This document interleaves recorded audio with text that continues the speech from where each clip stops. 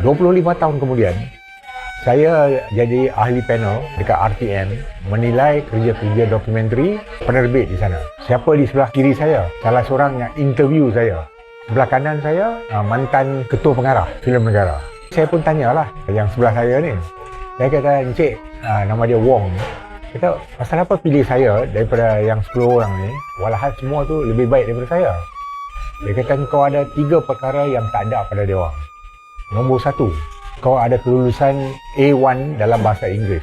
Yang kedua, kau buat satu kerja yang kami tak pernah dengar, iaitu window display, iaitu susun atur dalam showcase. Ya. Saya pun tak tahu masa saya datang Kuala Lumpur. Jadi yang ketiga, kau belajar dengan sendiri, kau tak tunggu orang hantar kau berkursus." Inilah kriteria 3 ni yang kami cari dalam calon. Ternyata pilihan dia tu tepatlah, dia boleh katakan.